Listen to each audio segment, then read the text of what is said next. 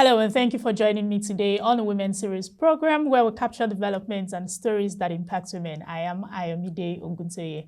Well, the political season is here again as campaigns for the 2023 general elections kick off today across the nation.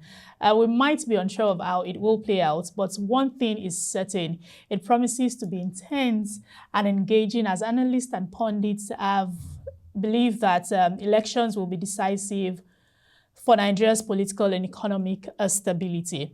But before we look at the national political space, let us quickly share some remarkable developments in the international socio-political scenes that happened this month. First off is Liz Truss. Liz Truss emerged as the new leader of the Conservative Party and Prime Minister of the United Kingdom, making her the third woman to lead the government of Great Britain. She was, until her emergence, the Foreign Secretary and still coming on board at a time that the nation is grappling with rising inflation and other fiscal pressures. I bet it's not only Nigeria that is going through this. But yeah, she is, and well, we hope that she'll be able to handle it well. Also, we have in Italy, it's another historic moment for women as Giorgia Meloni won the general elections to become the first female Prime Minister of Italy.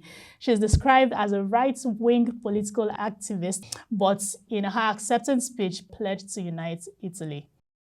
This brings the ratio of 5-2 in the favor of men, with the gender distribution of leaders in the group of 7 industrial nations. That's the G7. Yes, so we're back home. Let's talk about what's happening in Nigeria and what's the season is going to be like for us in Nigeria.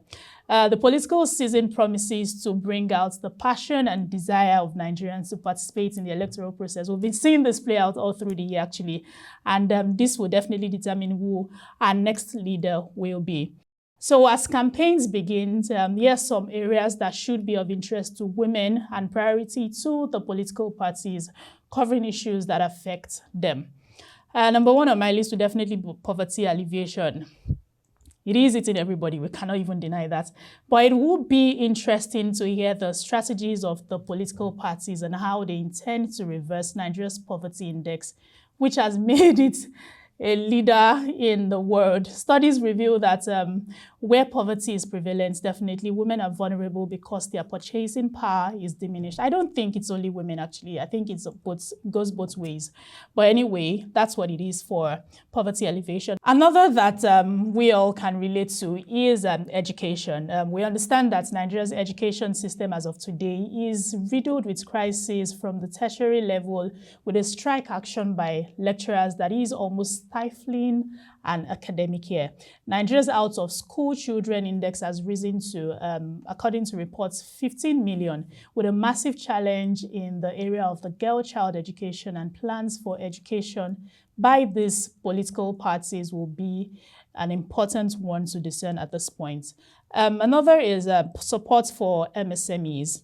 We understand that Nigeria has over 40 million micro, small, and medium enterprises, businesses, and women constitute over 50% of the business owners. So definitely enabling policies that support the growth of MSMEs will have to be a positive impact, and then we're hoping that women will be interested in the economic programs of these parties and how they plan to empower more businesses. Another is inclusion in government. One area that we're very sure that women will be extremely interested in is the gender inclusion plan of the political parties. We understand that the 35% affirmation that states the participation of women in political positions will be a major question as the campaign commences. Nigeria is still lagging, as the highest political position attained by a woman is that of a Speaker of the House of Representatives. Too bad. A woman is still yet to be democratically elected as a governor, and the ratio in the National Assembly from the Senate to the House of Representatives is still really, really low. But legislations that protect the dignity of women, that's very important as well. Now, the 2023 election campaign season allows interrogating political parties on how they will address the laws that have to do with the violation of women, such as rape, and other forms of harassment and discrimination.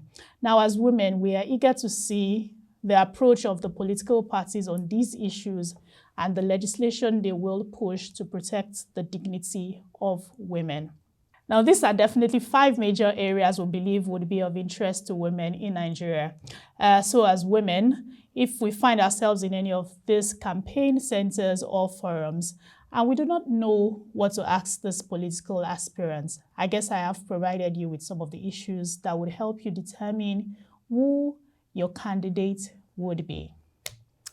Yes, and that will be all on today's episode of the Women's Series, but we can keep the conversation going. I'd love to hear from you as well. What do you think? What are the areas we should look forward to as we start the 2023 campaign period? Please reach out to us on our social media platforms showing on the screen. We would definitely respond. And if you'd also like to send me a mail, send it to womenseries@proshare.co. Until next week, I am Ayomide Oguntoye, and thank you for watching.